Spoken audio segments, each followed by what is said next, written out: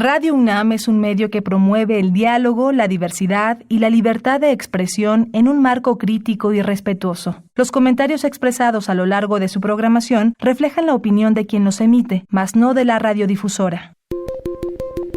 Hipócrates 2.0. Nutrición. Bioética. Estrés. Vacunación. Salud. El Programa Universitario de Investigación en Salud y Radio UNAM presentan Hipócrates 2.0. Investigación y vanguardia en salud.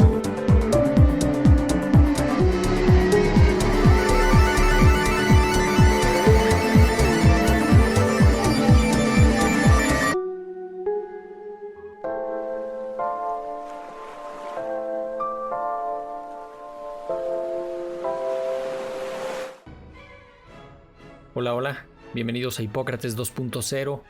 Yo soy Mauricio Rodríguez. Los saludo como cada semana aquí en Radio UNAM. Muchísimas gracias por estar acompañándonos.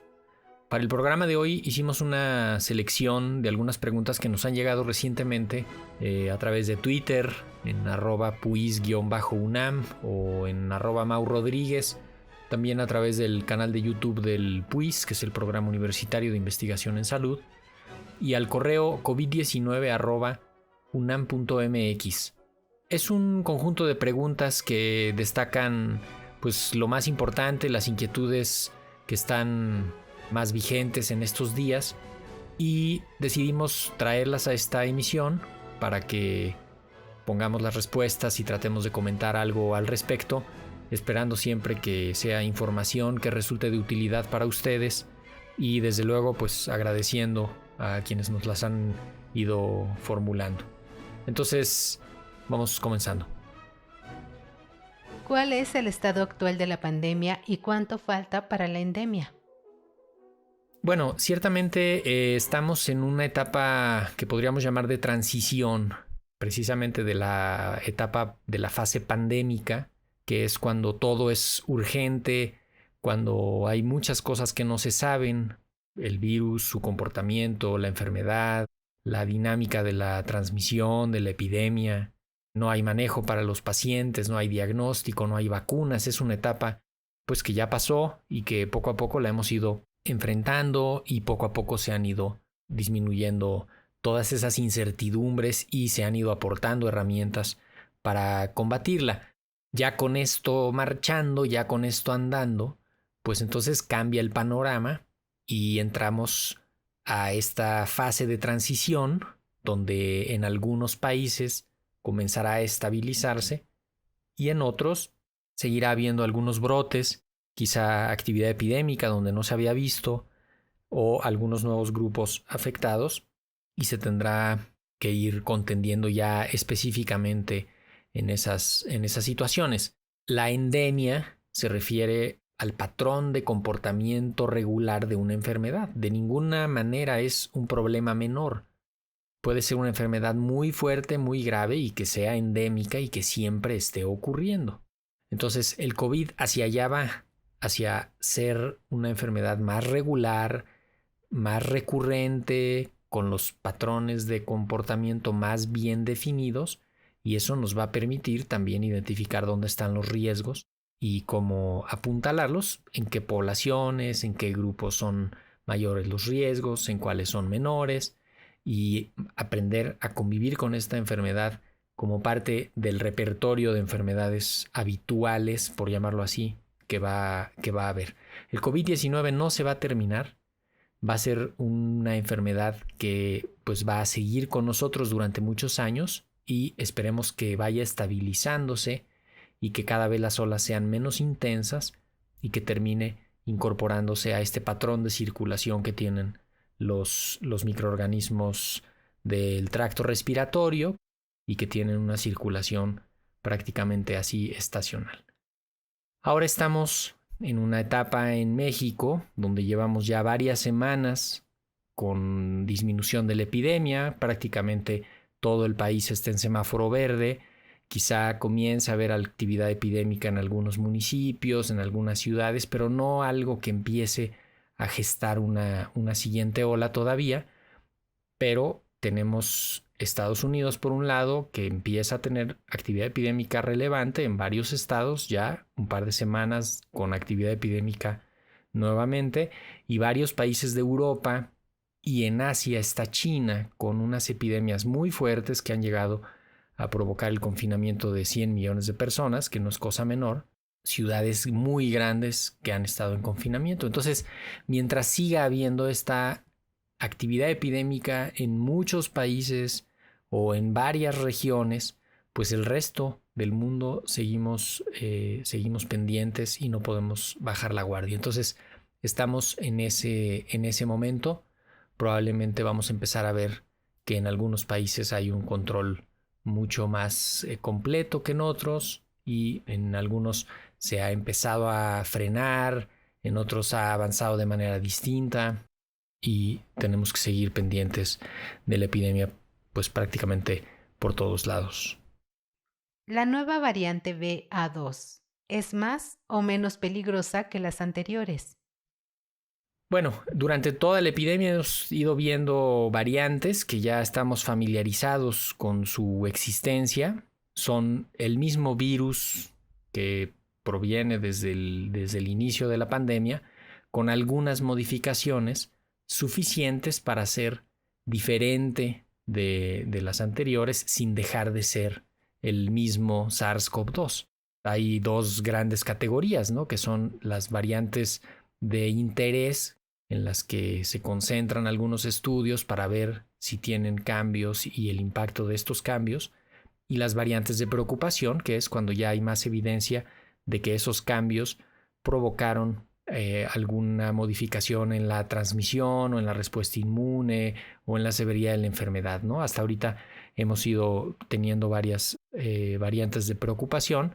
La más reciente, que surgió en noviembre del 2021, que fue la variante Omicron, rápidamente avanzó por todo el mundo, desplazó a todas las otras, sobre todo a la variante Delta, que había sido la variante dominante durante la tercera ola en el verano acá en México y en Europa, en muchos países, también en Asia y aquí mismo en el continente americano. La variante Omicron, a su vez, ha tenido unas que llamamos subvariantes, que son pues la misma variante Omicron, pero ya, por decir, algunas derivadas de Omicron, y que pues empiezan a agruparse y empiezan a tener toda una rama de la evolución de esta variante, y que han tenido un comportamiento distinto de la variante original Omicron y desde luego diferente de la variante del virus original de Wuhan. Entonces, la subvariante BA2 sigue siendo una variante Omicron, sigue siendo una variante de preocupación, y está empezando a ser la variante dominante o la subvariante dominante en todo el mundo, y que en poco tiempo pues va a ser probablemente la variante más relevante. Es una variante más contagiosa, es una variante que se le escapa a algunos de los tratamientos, sobre todo a los de anticuerpos monoclonales, que es un tratamiento específico con anticuerpos que se ha utilizado, y es una variante que hasta ahora no se le escapa a la protección de las vacunas, no se le escapa a las pruebas de diagnóstico y no causa una enfermedad más severa. Entonces, por ese lado estamos pues relativamente tranquilos, pero sí estamos preocupados porque es una variante muy contagiosa, es una variante capaz de reinfectar a las personas que ya les había dado, y que tenemos que ir viendo cómo y cuándo se va metiendo en los diferentes países. En México ya se ha encontrado, es una variante que ya está presente en las muestras que se han analizado de nuestro país, y como tuvimos una ola muy fuerte de Omicron, pues esto quizá podría modificar un poco la distribución de esta variante. Pero el mensaje final y lo más importante aquí es: sigue siendo una variante de preocupación, tenemos que seguir cuidándonos, debe de seguir vigilándose desde el punto de vista virológico, y tenemos que mantener toda esta alerta general porque es un fenómeno que todavía no termina. ¿Por qué se dan refuerzos de las vacunas y qué tan importantes son? Bueno, los refuerzos en las vacunas se dan para estimular al sistema inmune varias veces para que termine de hacer la mejor respuesta posible. Esta es una estrategia que se utiliza en muchos esquemas de vacunación, no es algo exclusivo para COVID.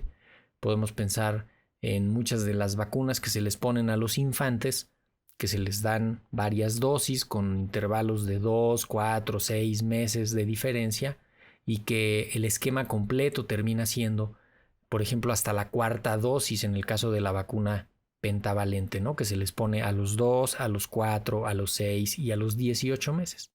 O las vacunas de rotavirus que pueden ser de 2 o de 3 dosis, ¿no? O la vacuna de sarampión o la vacuna de tétanos, que son vacunas que necesitan completar cierto esquema y hasta ese momento podríamos decir que se logró la inmunidad. Entonces, las vacunas contra COVID lo que han ido demostrando es que el esquema primario, podríamos llamarlo así, que es la primera serie de dosis que recibe una persona, que pudiera ser una de 2 dosis o una vacuna que está formulada de una dosis, como la de Johnson & Johnson o la de CanSino, confieren una protección que comienza a disminuir con el paso de los meses. Antes de que termine esa disminución, se da un refuerzo entre los 4 y los 6 meses, se da un refuerzo que consiste solamente en una dosis adicional, que hace que aumente la respuesta inmune, que vuelva a ser, digamos, óptima, fuerte, robusta y saque de peligro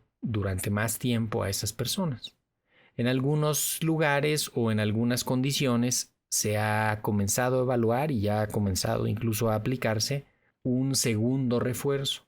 En Estados Unidos, la autoridad respectiva dijo: vamos a poner un segundo refuerzo en las personas mayores de 50 años y en las personas que tengan alguna enfermedad predisponente o inmunocompromiso, para que esa fuerza de la inmunidad que ya tenían, que pudo haber empezado a bajar, se restablezca con esa segunda dosis de refuerzo y vuelvan a estar protegidos. Probablemente esa va a ser la tendencia general a partir del segundo refuerzo, ya solo en grupos específicos, porque todos los otros tendrán cuando menos el esquema primario y la primera dosis del refuerzo. Entonces es importante ver a qué grupo va perteneciendo uno por la edad o por la condición de salud y en función de eso determinar si se va a dar un refuerzo a ese grupo o a esa población en específico, pues entonces recibirla. Y si no, pues entonces no. También es importante entender que no van a ser medidas generalizadas la de los refuerzos en lo subsecuente. ¿Qué nuevos tratamientos contra COVID-19 existen y cómo se pueden conseguir? Bueno, aquí nos volvemos a concentrar en las diferentes estrategias de manejo del COVID. Por un lado, hay un COVID leve que se maneja en casa sin mayores complicaciones, con medicamentos para quitar los síntomas, que será paracetamol para la fiebre, ibuprofeno para el dolor, y vigilando la evolución de los enfermos. Vigilando la temperatura, vigilando la oxigenación y vigilando las condiciones generales. Y habitualmente, en la inmensa mayoría de los casos, estos cuadros leves así se quedan, se resuelven y no presentan mayores complicaciones. Hay además algunas estrategias terapéuticas para tratar a los pacientes que tienen COVID y podríamos dividirlas en dos grandes grupos. Unas en las que se da algún medicamento específico contra el virus para inactivar el virus directamente y que idealmente se tiene que dar en los primeros 5 o 7 días de que comenzaron los síntomas y se hace en las personas que tienen riesgo de que ese COVID se complique. Esto, en términos generales, hay 2 medicamentos que son pues los que se van a terminar usando de manera generalizada en estos casos con riesgo de complicación, que se llaman Molnupiravir y Paxlovid. Estos 2 medicamentos lo que hacen es que inhiben la multiplicación del virus en la etapa inicial de la infección en el cuerpo. Algo parecido a lo que hace el oseltamivir con el virus de la influenza y que pues tiene un efecto notable clínicamente muy importante. Entonces, estos 2 medicamentos están ya avanzando, en algunos países ya se están utilizando, en México ya hay autorización de alguno de ellos para ser utilizados. Aún no se ha publicado la estrategia exacta de cómo se va a acceder a esos medicamentos, porque como han pues, recibido autorizaciones para uso de emergencia, entonces van a utilizarse de una manera mucho más restringida, no van a ser medicamentos de uso generalizado. Pero esos serían los 2 antivirales específicos que están pues ya tocando la puerta. Además, hay otra serie de estrategias y abordajes terapéuticos para que los pacientes en los hospitales que se están agravando reciban la mejor atención con medicamentos generalmente que interfieren en la respuesta inmune para evitar el daño provocado por la respuesta inmune exacerbada durante la infección por COVID y que no se deterioren, se descompensen. Estos básicamente es un manejo hospitalario y es un manejo que incluye desde luego la administración de oxígeno suplementario y medicamentos que disminuyen la respuesta inmune y que por lo tanto necesitan una vigilancia estrecha. ¿Qué podemos esperar de la condición post-COVID? Bueno, durante toda la pandemia se ha ido tratando de descifrar cuáles son las secuelas que va dejando el COVID y se ha visto que existe una larga lista de secuelas y de problemas derivados de haber tenido COVID, como cansancio, dificultad respiratoria, dolor articular, dolor muscular, hasta problemas que pudieran interferir más con el desarrollo de la vida cotidiana, como podría ser un problema cardiovascular en el corazón, un problema de falta de concentración, ansiedad, depresión, alteración del sueño del ciclo sueño-vigilia y varios otros problemas. Se han ido recolectando y llevando a cabo series donde se documenta esto. También se ha visto que el hecho de estar vacunado, independientemente del momento en el que te hayas vacunado y hayas estado contagiado del COVID, eso modifica la severidad, la duración, la intensidad de las secuelas por COVID. Y también se ha visto, y esto es muy importante destacarlo, que en los infantes las secuelas son mucho menores que en los adultos. Entre 6 y 8 de cada 10 adultos tienen algún tipo de secuela y en los niños aproximadamente 1 de cada 4. Pero sí tenemos que estar pensando en esta inmensa carga de enfermedad que viene derivada del COVID.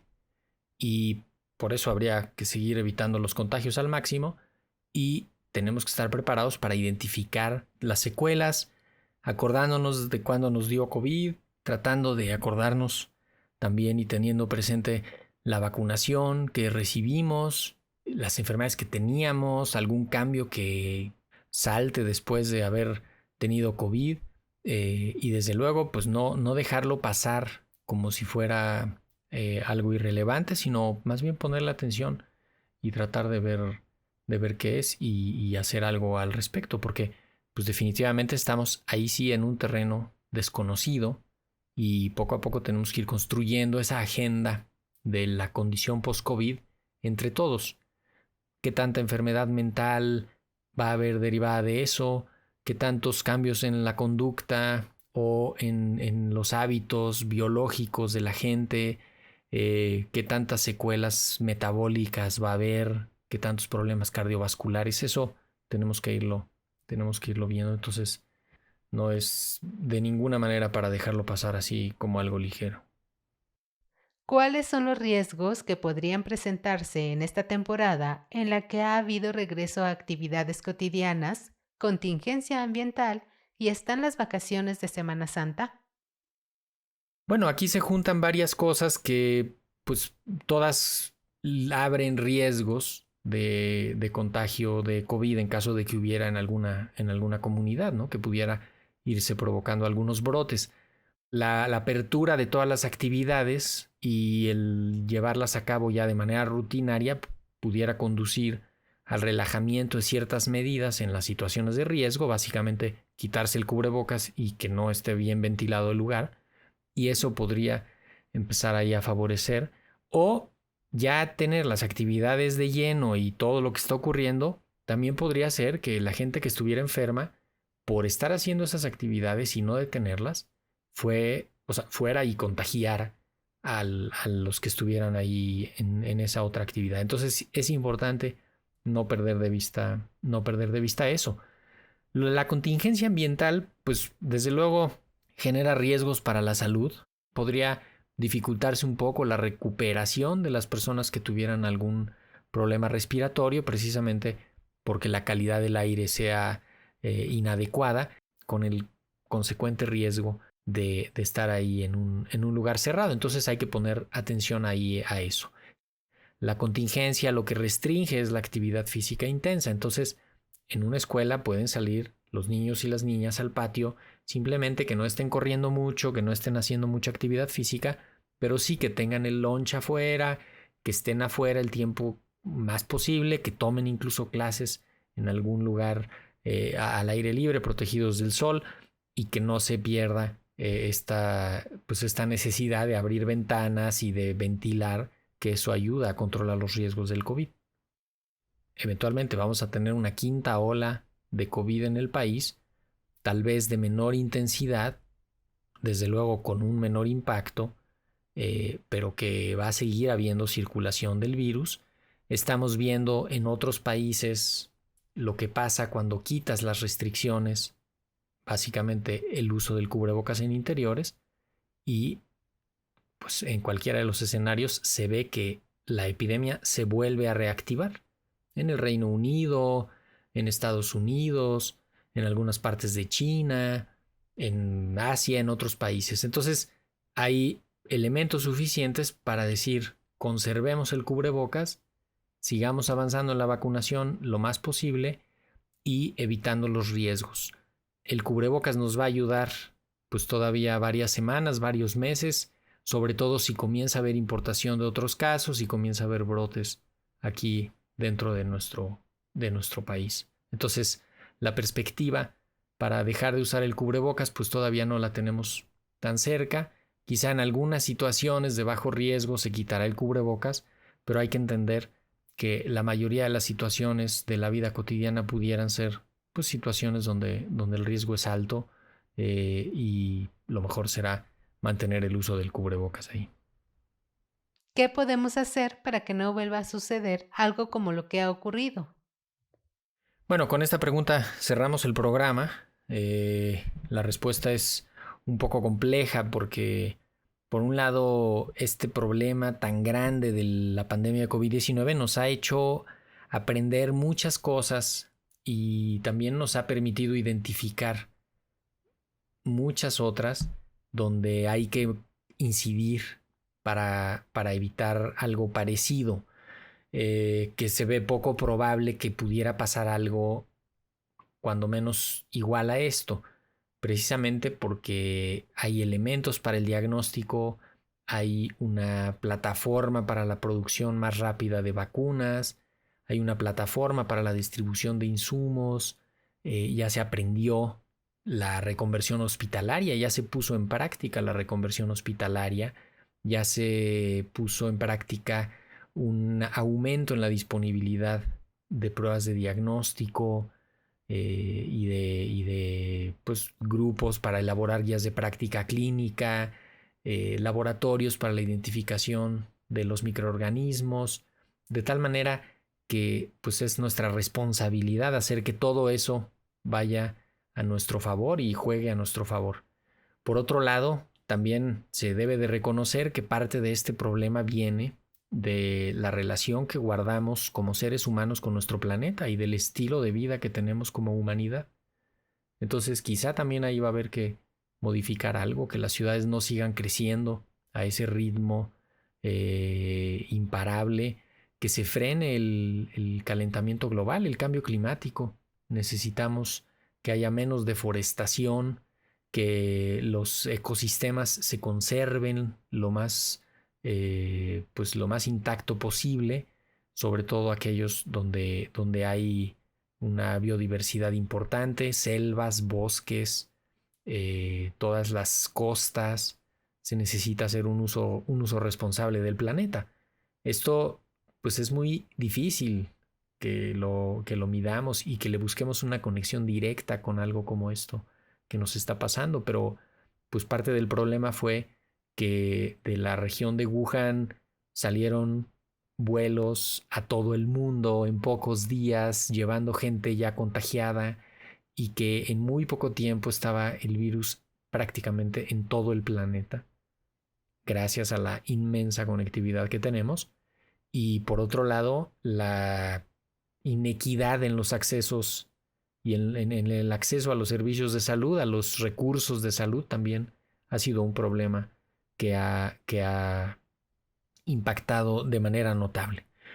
Por último, pues yo agregaría nada más el estilo de vida individual, la salud individual, y pues también la gran lección es que tenemos que tener un estilo de vida saludable y una salud individual pues lo mejor posible, lo más estable, para que en caso de que nos dé una enfermedad como esta, el impacto no sea tan fuerte. Entonces, en resumen, lo que podemos hacer para que no vuelva a suceder algo como esto, pues es aplicar todo lo que ya hemos aprendido, no dejar de aprender, hacerle caso a la ciencia y pues seguir escuchando, seguir observando y tratar de incidir en esas acciones que generan riesgos con información.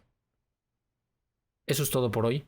Espero que estas preguntas les hayan aclarado. Muchísimas gracias a quienes nos las han ido haciendo en los últimos días. Desde luego que nos pueden seguir contactando. Les decíamos al correo covid19@unam.mx.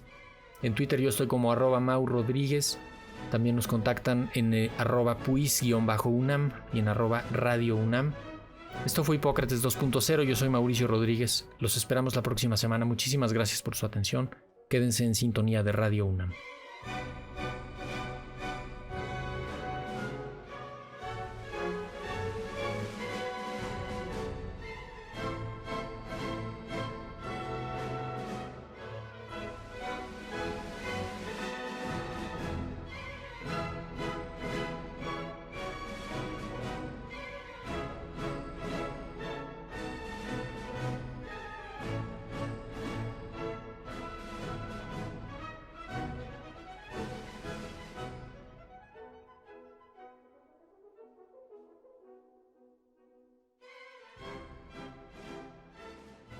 Agradecemos al Dr. Samuel Ponce de León, coordinador del Programa Universitario de Investigación en Salud y coordinador académico de esta serie.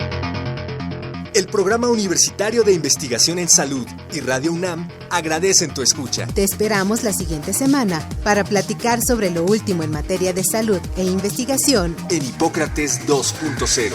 Investigación y vanguardia en salud. Se despiden de ti en la producción Patti Gamboa, Héctor Castañeda y Alejandra Gómez. Hipócrates 2.0. Radio UNAM. Experiencia sonora.